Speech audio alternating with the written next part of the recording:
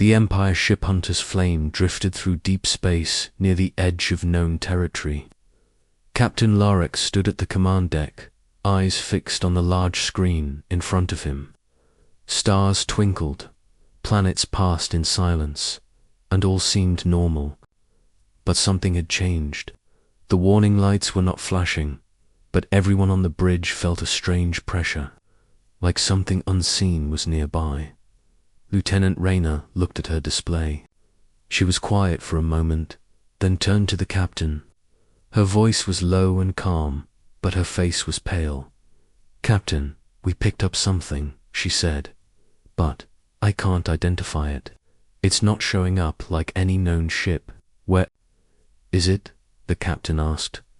"2 sectors away," she said. "Moving fast, very fast." Captain Larek frowned. No ship moved that fast without leaving a trail or signal.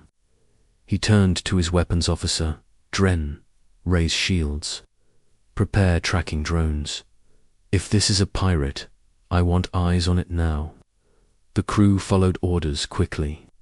Drones shot out from the Hunter's Flame and raced across the darkness. They sent back data, but it was strange. The object did not have a shape. It kept fading in and out like a shadow, but faster. Too fast. "It's not one of ours," Rayner said again, now louder. "It's like a ghost. No heat, no sound. It just moves." "Get me a visual," the captain ordered. A second later, the main screen changed. For a short moment, they saw it. A dark shape, long and thin, with sharp angles and strange lights. Then it vanished again. "What was that?" Dren said. No one had an answer. The captain tapped his console and opened a link to Central Command. "This is Captain Larek of the Hunter's Flame. We have contact with an unknown ship. It is not Empire design. It is not merchant. It is not pirate. It moves like nothing we've seen." There was a pause. Then a voice replied, "Confirmed. You are not the first." 2 scout teams reported the same. They lost contact shortly after. Captain Larek's hands tightened on the edge of the console. "What do we do?" he asked. "Do not engage," the voice said. "Track if possible. Do not approach." That was not a comforting answer, but it was clear. He nodded. "Rayner, send. Tracking drones ahead. Stay clear. Keep shields up." The unknown ship had not changed course. It kept moving straight, passing through small asteroid belts and quiet zones without slowing. It moved like it knew the way. It moved like it had. No fear.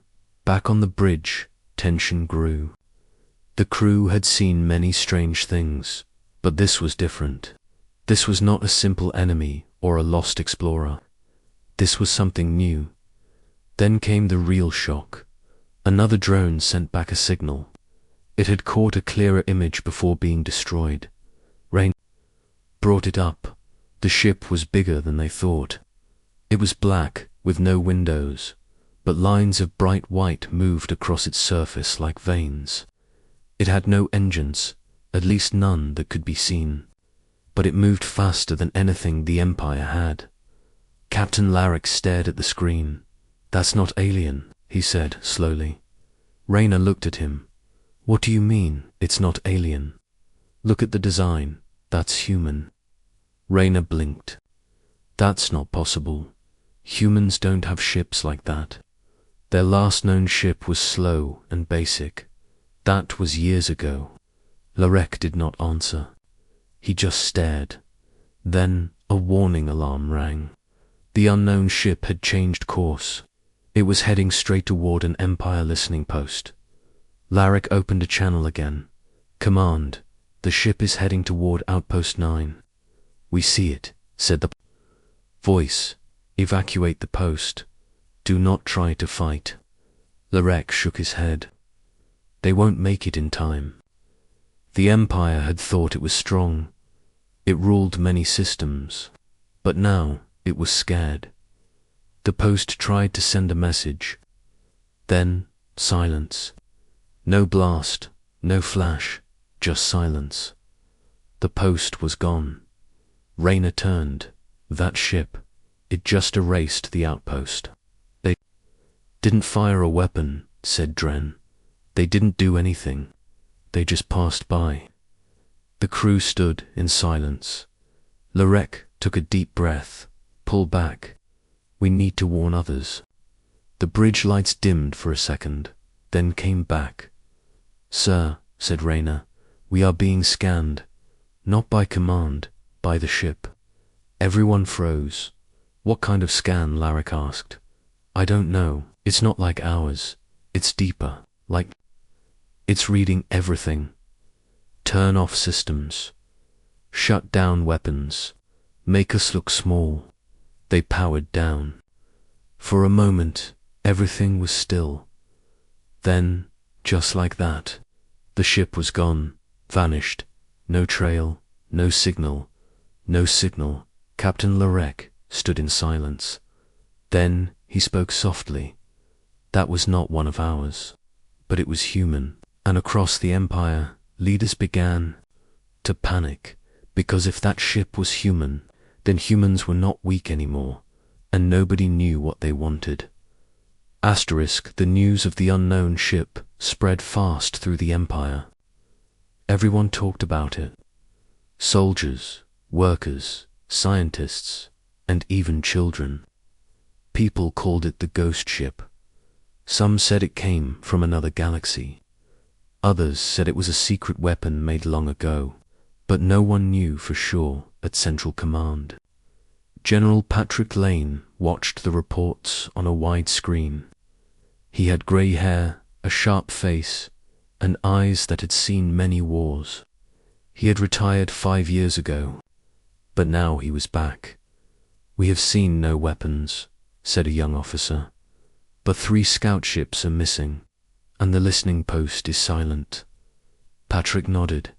Send no more ships after it. We cannot fight something we don't understand. In a lab deep under the command base, a woman named Nora Grant worked late into the night. She was a systems expert. She studied the last signals sent by the scout drones. Her screen was full of numbers, waves, and strange data. Most of it made no sense. She leaned back in her chair and rubbed her eyes. Then she saw something. It was a pattern in the static. Not natural, not random. It looked like a message. She ran it through an old decoder and waited. Words appeared on the screen. Clear and simple. Do not follow. Nora stared at the screen. Her hands began to shake. She called her boss, then ran to the main control room. At the same time, the ghost ship appeared again. This time it came near a large colony world called Pelion 5. The planet had cities, factories, and millions of people. The Empire sent fighters and battleships to protect it, but the ship did not attack. It stayed above the planet for 2 minutes, then sent a signal. Every screen on the planet went black. Then one message appeared. We are not your enemy, but we will not be hunted. Then the ship vanished again. People were scared. Some wanted to run. Some wanted to hide. The Empire's leaders were angry. They wanted answers, but no one had answers. Nora was called to speak with General Patrick. She showed him the message. English, she said. Old Earth language. Humans wrote this. Earth is gone, Patrick said. We lost contact long ago. They had no real power. Maybe we were wrong, Nora said. Maybe they grew in secret. He looked at the message again. He was quiet for a long time. We need to know more, he said. Find everything we have on Earth and send for Ethan Scott. Ethan was a top engineer. He had worked on secret Empire ships. He was smart, fast, and curious. When he got the call, he left his workshop and flew to the command base. He met Nora in the lab. "You think this ship is from Earth?" he asked. "Yes," she said. "The signal is human, but the tech is not. It's too advanced."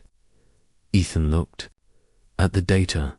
This ship doesn't use power like ours. It bends energy, folds it. "I've never seen this before." They worked together day and night. They found old files, reports from scouts who had seen Earth long ago. One file showed a small colony fighting back against Empire soldiers. That was over 100 years ago. After that, no one looked again.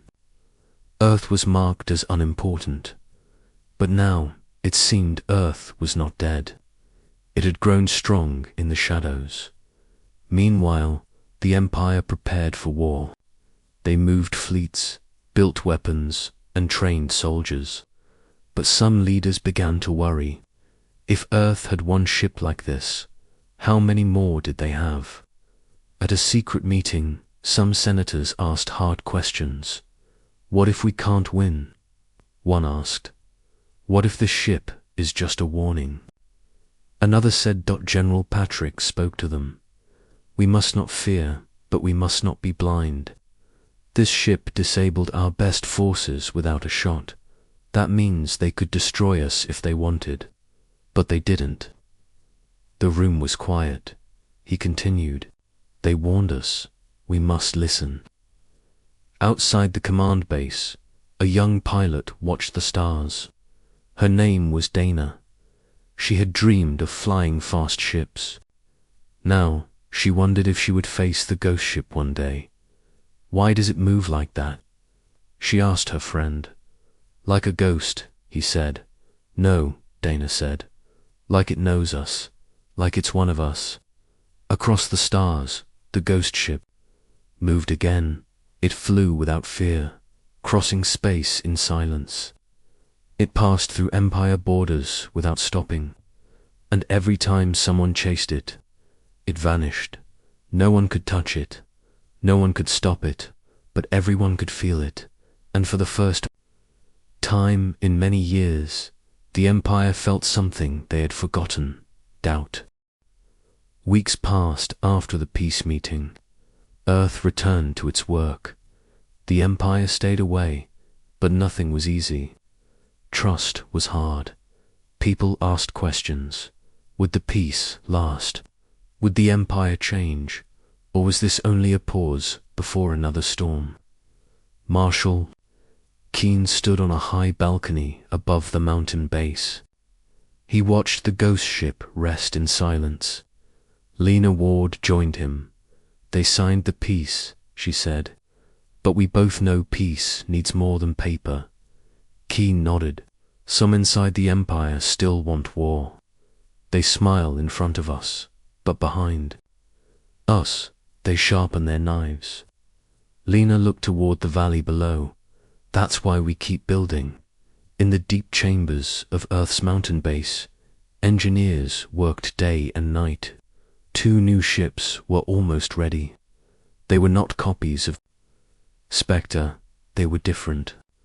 Each had its own pilot, its own purpose. Earth would not be caught unprepared again. Nora and Ethan helped with the work. They had stayed on Earth since the peace talks. The Empire had asked them to stay and learn, but both knew the truth. They were also being watched. "I don't think they trust us," Ethan said, walking beside a long line of glowing machines. Nora smiled. "I wouldn't either, if I were them." They stopped near the testing area. One of the new ships was being tested. It hovered without sound. Then, with a flash, it disappeared and reappeared on the other side of the room. "Jump drive," Nora said. "It's even faster than Spectre." Ethan looked amazed. "This is not defense, this is balance. They're making sure they're never weak again." Far from Earth, in the cold outer zone, trouble was rising. A group of Empire commanders, angry at the peace, had formed a secret alliance. They blamed Earth for the loss of power. They believed the ghost ship had shamed the Empire. Now they wanted revenge. One of the rebel leaders, Commander Rel, spoke to his men. They think one ship can stop us. They think Earth can teach us. We will show them the truth. We will strike first. The rebel group had taken an old Empire fleet. Hidden in the edge of space, they had rebuilt it. Faster, stronger, armed with forbidden tech. They called it the Black Hand. One of their ships moved near the neutral space station where Earth and the Empire had met. It sent no message. It opened. Fire, the station's shields broke fast. The crew sent out a call for help. Earth picked it up first. Back in the mountain, the alarm rang. Marshal Keene stood before the team. This is not a test. This is not a drill. The Empire says it is not. Their order, so we act. Spectre launched into the sky. Behind it, one of the new ships, named Phantom, followed. Its pilot was a young woman named Riley. She had trained for this since she was a child. The ships moved fast. Within minutes, they reached the station. Fires burned on one side. The Black Hand fleet was close. 5 ships circled the station like wolves. Riley opened a channel. This is Earth defense. Stand down or be stopped. Commander Rel answered. You are not the Empire. You are nothing. He fired again. Spectre flew forward. It moved faster than light. In seconds, it knocked one ship off course, using only a wave of force. Phantom joined, disabling another with a sharp energy blast. But the rebels fought hard. One Earth ship took damage. Riley's hands moved fast, keeping control, targeting their lead ship. She said, inside Spectre, the silent pilot linked with the ship's core. Her mind became one with the machine. The stars around her slowed. She saw paths, lines, weak spots, with one pulse. She shut down the lead ship's engines. The battle ended. 3 rebel ships floated in silence. 2 had escaped. Back on Earth, the news spread fast. People feared a new war. But Marshal Keene spoke. To the world, we stopped the threat. We did not start it.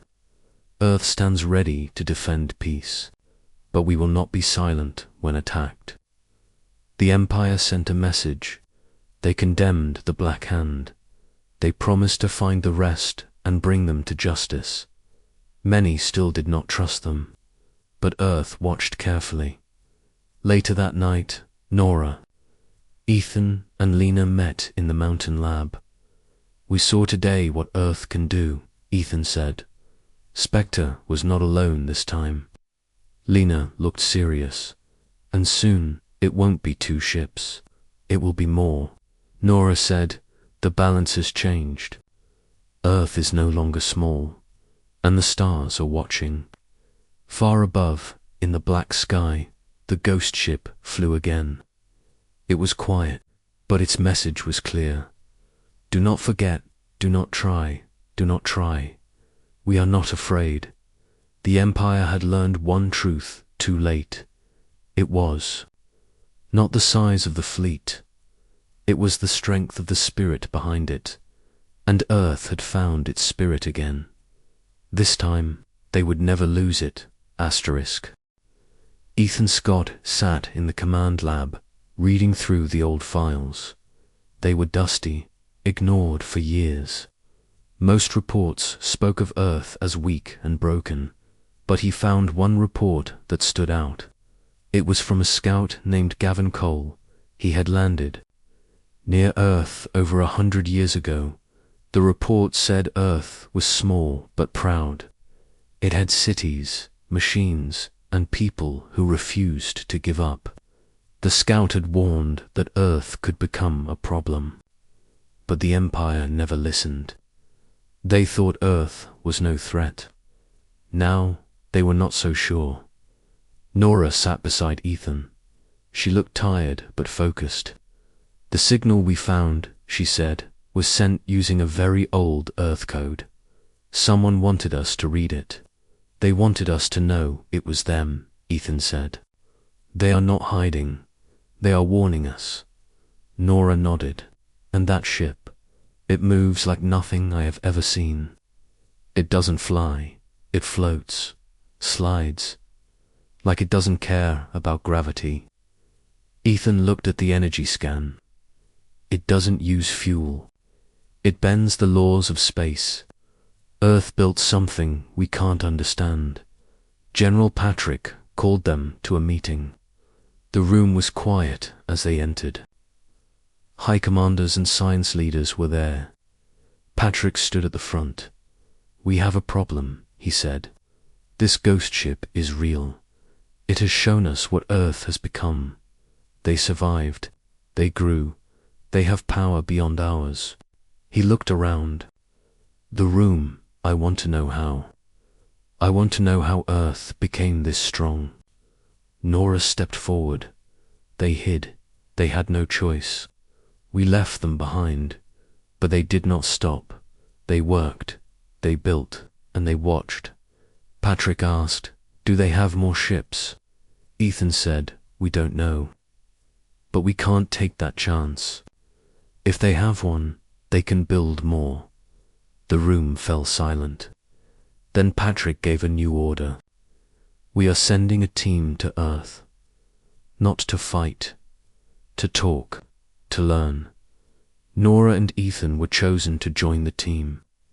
Along with them were a pilot named Aaron Miles and a diplomat named Clara Jones. They were told to observe, to speak, and to come back with answers. Their ship, the Dawn Light, was fast and small.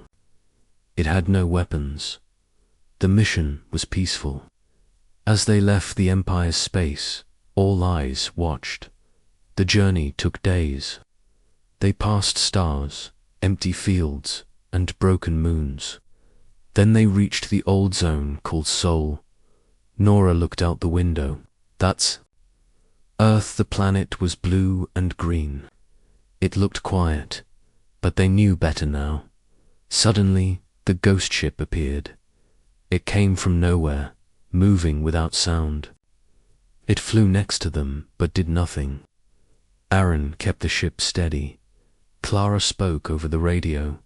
"We come in peace. We seek only to talk." There was no reply, but the ghost ship turned and moved ahead. It wanted them to follow. They followed it into Earth's orbit. The ship led them to a dark side of the planet, where a small landing bay opened from a hidden mountain. "That's not on any map," Ethan said. The ship landed slowly. The team stepped out. The air was fresh. The mountain base was quiet. A group of people waited. They wore simple clothes, but their eyes were sharp. One man stepped forward. He looked older, with short grey hair. His voice was calm.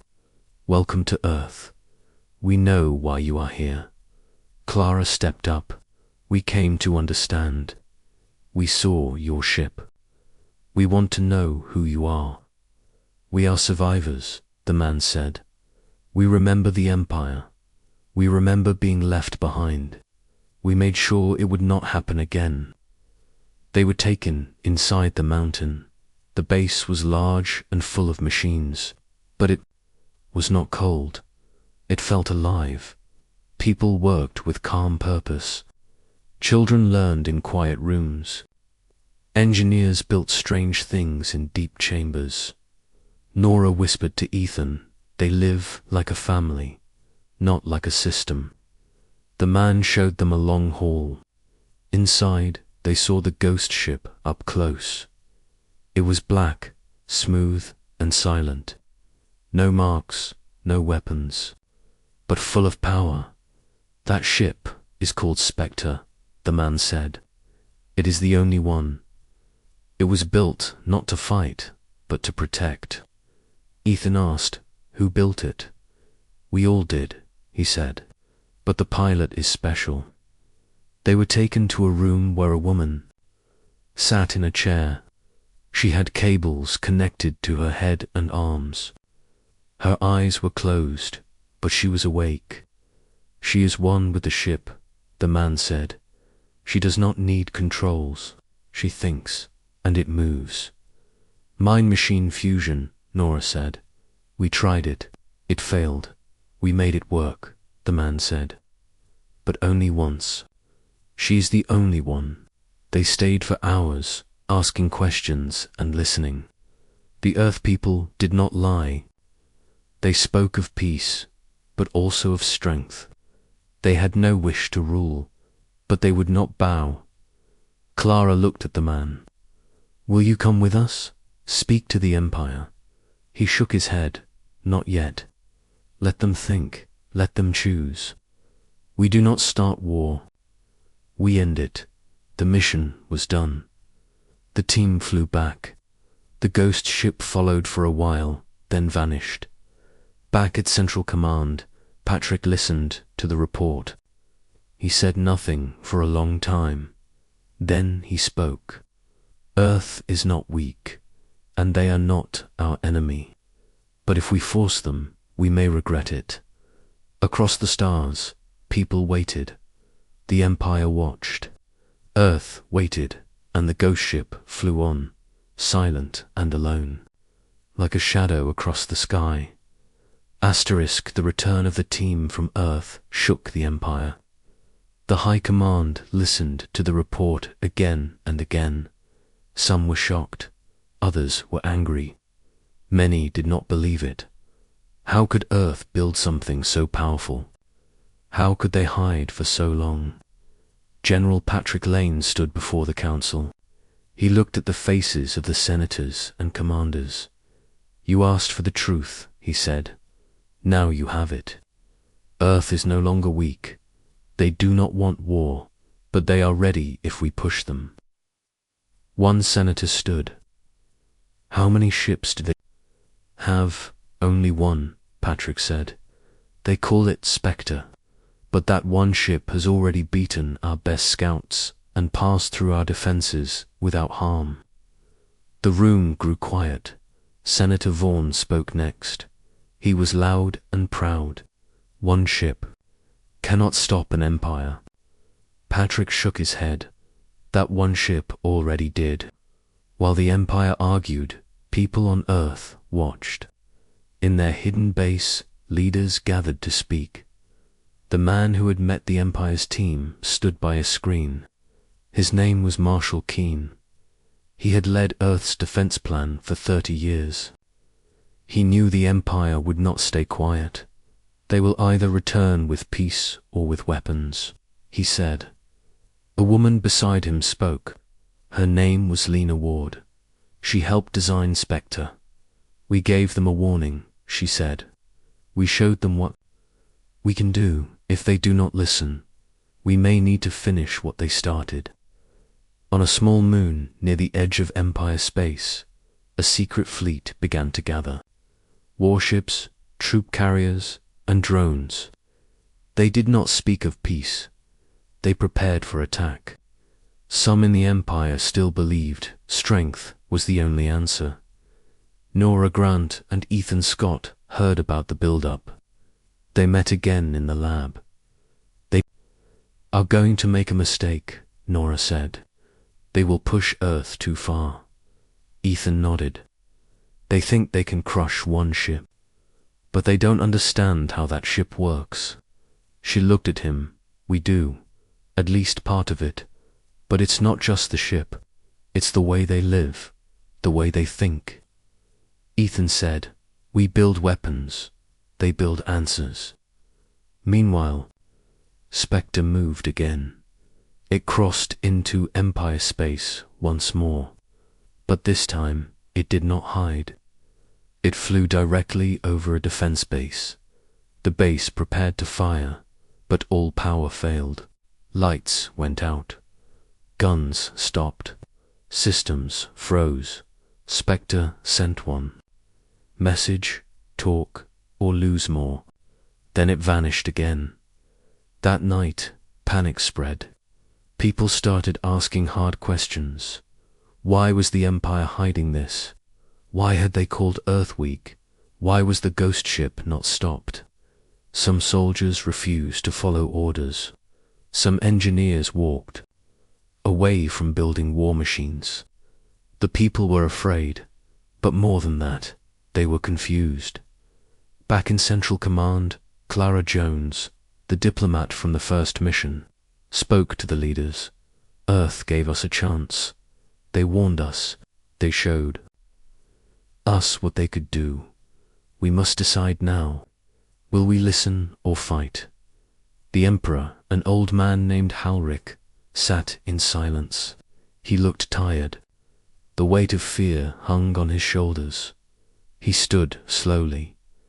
I have ruled with strength, he said. I believed fear would protect us, but fear has failed. We are no longer the strongest. We must change. He stepped down from his place. The room was shocked. Some yelled, some cried, but most sat in silence. General Patrick took the floor. The Emperor has spoken. We will seek peace. A new message was sent to Earth. It said, we are ready to talk. We are ready to listen. Marshal Keane read the message with careful eyes. We meet on neutral ground, he said. We will not come as guests. We come as equals. A new station was built in deep space. Not Empire, not Earth, just space. The two sides met there. Nora, Ethan, Clara, and Aaron came again. This time, Marshal Keane and Lena Ward joined them. They spoke for hours. No threats, no tricks, just talk. We do not want to rule, Keane said. We want to live. We want to build. But we will never bow again. Patrick replied, we thought we were alone. We thought we were the highest.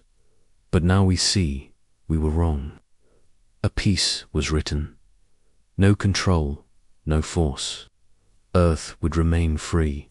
The Empire would not step near again. Spectre flew over the station once more. It made no sound, but its meaning was clear. We see you, we remember, we are ready. On Earth, people cheered, not for victory, for peace. In the Empire, many were quiet. Some felt shame, some felt hope. A few still wanted war. But most were tired of fear. The ghost ship returned to its mountain, but in a hidden room, Lena Ward walked through a long hall. Behind thick walls, two more ships stood in the dark. They were not finished, but they would be. Earth still believed in peace, but it also believed in being ready.